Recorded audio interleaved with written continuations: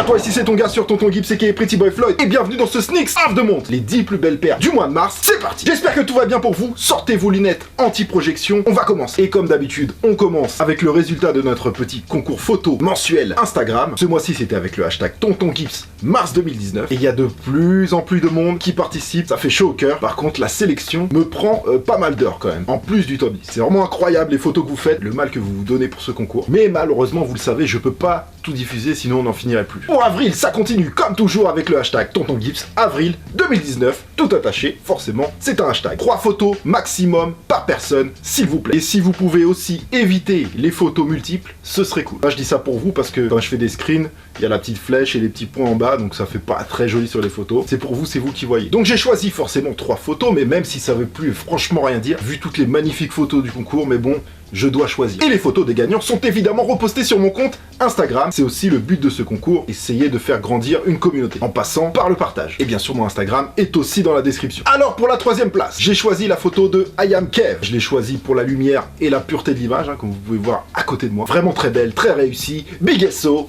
I Am Kev. Bien joué, frérot. Alors, en seconde position, c'est mon pote Only One, vous le savez. Ah, il s'est mis en tête de participer, voilà. Alors non, il n'y a pas conflit d'intérêt. Regardez la photo, jugez par vous-même, franchement, elle a sa place. Elle est obligatoirement dans le classement, j'y peux rien. En plus, avec ce mannequin international de qualité qu'on voit en fond sur la photo, qui n'est d'autre que le légendaire Bissot 97-120, la photo est ultra réussie. Big shout out Toulouse. Et pour finir en première position, il était déjà dans le classement du mois dernier, avec la 4D que vous avez vu dans un bocal. Le revoilà avec une photo originale, très bien pensée, prise par Pixen, je tiens à préciser quand même. Donc c'est en mode sneakers, voilà. Big SO les frérots, merci pour votre participation en mode sneakers, Pixen. Et encore un grand merci à tous ceux qui participent, chaque photo me fait chaud au cœur, vous êtes au max. Bon mec, l'Instagram des gagnants est évidemment dans la description. Donc allez follow les Bookzer. Je le répète encore une fois, mais c'est le but de ce concours, c'est de développer une communauté. Comme toujours, plein de belles photos, je ne peux pas tout vous montrer. N'oubliez pas que c'est un concours photo, pas un concours de la plus belle sneakers. Concentrez-vous sur la composition, la qualité, les idées, ou pourquoi pas l'humour aussi. 3 photos maximum par personne, des photos de vous faites avec des paires à vous. Vous avez le droit de vous faire aider par un ami, parce que c'est difficile de se prendre en photo tout seul, bien évidemment. Voilà, vous pouvez travailler en équipe. Mais sachez que moi, quand je choisis une photo, je clique sur la photo et je vois le nom de la personne. Donc mettez-vous d'accord entre vous, pour savoir qui poste la photo. Tout est expliqué dans cette vidéo, que je vous mets en description. Tonton Gibbs, avril 2019, tout attaché pour le mois prochain. Oh mais passons au top 10 du mois de mars, un mois très compliqué pour moi, je ne vous le cache pas. Alors pas dans le sens où il y a eu plein de hits, mais dans le sens où il n'y a pas de paires qui se détachent beaucoup plus que les autres. Donc c'est très difficile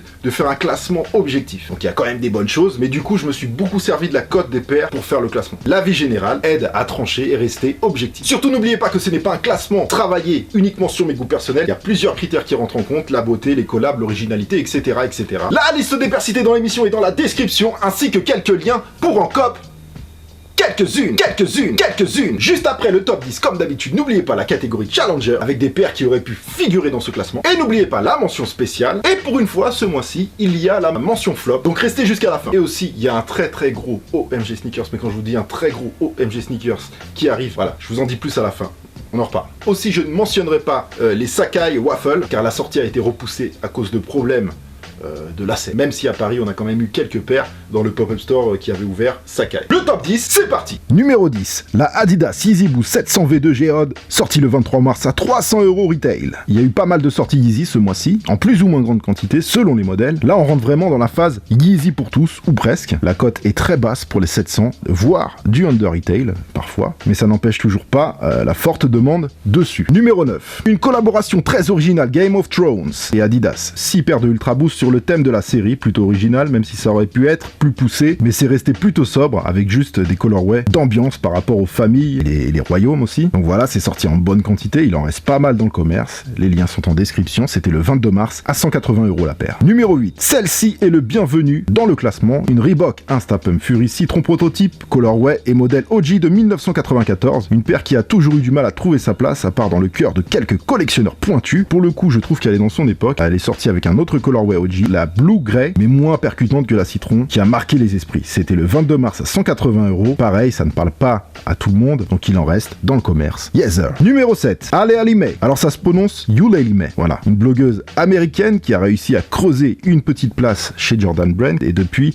elle sort des jolis collabs pour femmes en édition limitée qui rencontrent un vrai succès. Faut dire qu'en général, c'est réussi. Comme cette Air Jordan 6 Rust Pink, ultra BG, j'adore, elle est sortie le 15 mars à 190 €. Numéro 6. Alors ça, c'est une release US pour l'instant. Je ne sais pas si on va la voir en Europe, mais plus le temps passe, moins j'y crois. Le Have a Night Day Pack, voilà, une dizaine de modèles est sorti sous cette collection. Je soulignerai surtout les deux Air Max One en priorité. La Blue qui est magnifique, ça scope à très bon prix. Il y a eu pas mal de quantités US, mais en Europe pour l'instant, que dalle, à bon entendeur. Oubliez pas la taxe douanière quand ça vient des États-Unis, les gars. Et les détails de ce pack sont vraiment stylés. Influence Sean Wotherspoon, incontestable. Les inscriptions Have a Night Day estampillées, très réussi, sorti le 1er mars dans le cadre du Air Max Month aux États-Unis. Numéro 5. Alors celle-là, je suis très content de la placer dans le classement. Si ce n'était que moi, elle serait première. Mais je dois rester objectif face à des poids lourds. La collaboration 100% française entre Opium Paris et le Coq Sportif sur un modèle R1000 a complètement cartonné. Voilà, sold out ultra rapidement dans tous les shops où elle a été vendue. D'ailleurs, je voudrais clarifier certaines choses car la paire est limitée à 450 exemplaires numérotés monde. Voilà. Alors j'ai lu 2-3 commentaires des gens qui avaient des doutes sur les quantités aux yeux des quelques shops qui les ont touchés. Alors les gars, faut savoir que les quantités qu'ils avaient étaient minimes. Hein. On parle de moins de 10 paires par shop. C'est important à dire pour ne pas remettre en question des choses établies. La paire surnommée MIF pour la famille est ultra belle et incisive et a fait l'unanimité chez tous les gens que je connais qui ont eu la paire. Même pour les gens qui sont pas familiers avec la marque Le Coq Sportif. Si vous voulez en savoir plus, je vous invite à regarder le OMG Sneakers numéro 112 sur ma chaîne. C'est sorti le 9 mars à 185 €. Bang! Numéro 4. Celle-ci n'a pas une forte cote non plus, mais par contre je la trouve vraiment belle. Le colorway est vraiment réussi. La Adidas Yeezy Boost 700 Inertia est sortie le 9 mars à 300 €. Très belle. Numéro 3. Alors celle-ci a eu une grosse communication, pour autant elle a quelque chose. La Nike Air Max 90 Mars Landing, atterrissage sur Mars, est pleine de détails. Déjà le upper imprimé du sol martien, la haute sol translucide qui laisse apparaître une empreinte d'astronaute, des éléments couleur combi et tout le upper qui est réflectif. Une paire vraiment originale qui a très bien fonctionné, sortie le 16 mars à 160 €. C'est vraiment une chose aussi à coupler avec la Nike Air Max 90 Lunar SP Moon Landing de 2014. Numéro 2, la Nike Air Max 180 Berlin ou BLM, sortie le 30 mars à 150 € dans le cadre du Air Max Day, sold out. Je tiens à dire que c'est une sortie exclusive SNKRS, donc il n'y en a pas eu dans les shops. La paire est très réussie, colorway inédit, inspiré de la culture et de la musique électronique de la capitale allemande après la chute du mur de Berlin en 1989. Au-delà de l'histoire associée à cette paire, esthétiquement elle est très belle avec son volt et son hyper pink, les stries, etc. Vraiment réussi. Pour moi, la meilleure paire du mois anniversaire de la Air Max. Mais je vais en reparler après le classement. And the number one is...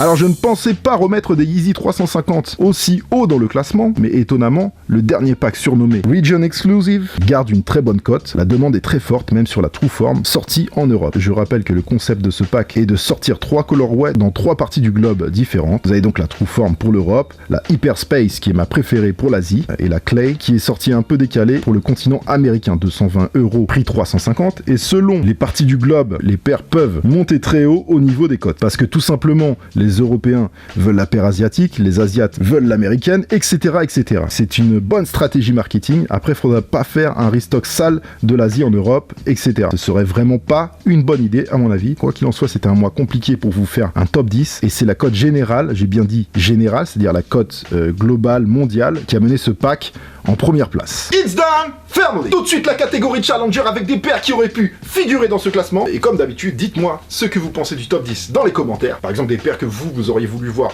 dans le top 10, vous pouvez les mettre en commentaire, sans forcément être objectif, mais aussi avec vos goûts personnels. Voilà, sachez que dans les challengers, il n'y a aucun ordre de préférence, et je ne mets pas tous les challengers de ma liste non plus. Et si vous voulez les copes, aussi les challengers, il y a tout aussi en description. Alors il y a eu la Nike Librand 16 Safari Atmos, franchement très réussi, sold out. Aussi la collab Nike Supreme sur des Air Tailwind 4, Nike Air Max One Premium Black Leopard pour les filles, ou pour les garçons, aussi. En tout cas, c'est une paire WMNS Women's. Air Jordan 1 Retro, High, OG, Defiant, Couture. Size et Adidas Knit Jogger, Road Safety, SNS et Adidas Knit Jogger. Air Jordan 1 Sail, University Red, Undercover et Converse Chuck 70, New Warriors, Frog Skateboard et Nike SB Blazer Mid. La collaboration entre Atmos et Adidas sur une paire de Young One, la Barbershop. Collab Kiss Adidas, FYWS97. Aussi le pack Throwback Future de Nike, qui est quand même imposant. Le petit Air Max Day à la cool de Size, très belle paire, j'aime beaucoup. Size et Nike Air Max Light. Aussi on peut l'appeler la Nike Air Max 2. C'est tout frais, c'est sorti juste hier, la collaboration entre End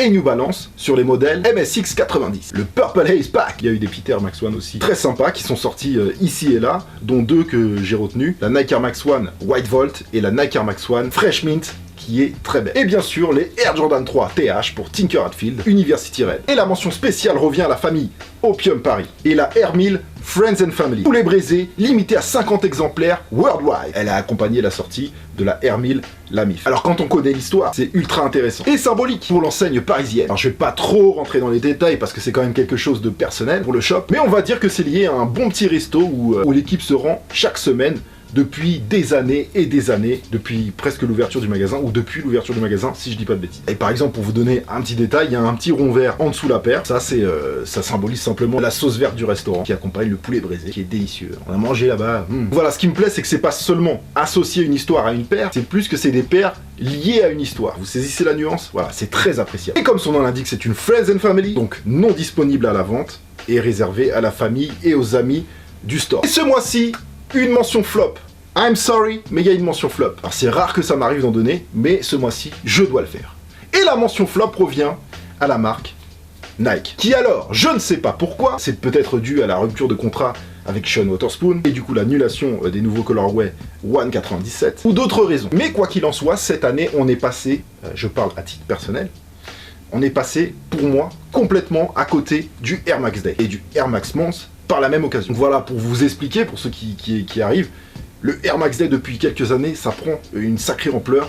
Tous les ans, on attend des sorties exceptionnelles. Ou bien encore des rééditions de gros classiques. Il y a aussi des événements. Voilà, l'année dernière, c'était l'année dernière ou il y a 2 ans, je sais plus, il y avait le On Air à Beaubourg, etc. C'est une grosse période pour Nike normalement. Il y a bien eu quelques trucs intéressants, quelques sorties. Air Max One, le pack Throwback Future, le Have a Nike Day aux États-Unis, la 180 Berlin, la Atmos qui arrive semaine prochaine sur une paire de Air Max 2 Light. Mais il n'y a pas eu de produit leader pour porter tout ça cette année. Et c'est vraiment dommage. Donc voilà pour le flop. Donnez-moi votre avis dans les commentaires. Dites-moi si vous êtes d'accord avec moi ou pas d'accord avec moi. Et je dis pas du tout ça en mode hargneux, mais en tant que client de la marque. Je suis déçu. Comme d'habitude, si vous avez kiffé ce top 10, vous êtes cordialement invité à défourailler le thumbs up ici, en bas de la vidéo. L'abonnement à la chaîne est complètement gratuit, sans aucun danger physique. N'oubliez pas la liste des paires citées dans l'émission et dans la description avec les liens qui vont bien. Si toutefois, vous voulez vous faire plaisir, je vous le dis d'avance, préparez vos cartes bancaires pour le mois d'avril. Ça va être un mois très chaud. Retrouvez-moi sur les réseaux sociaux, les liens sont un peu partout sur la chaîne. Retrouvez-moi surtout sur Instagram, c'est là que les choses se passent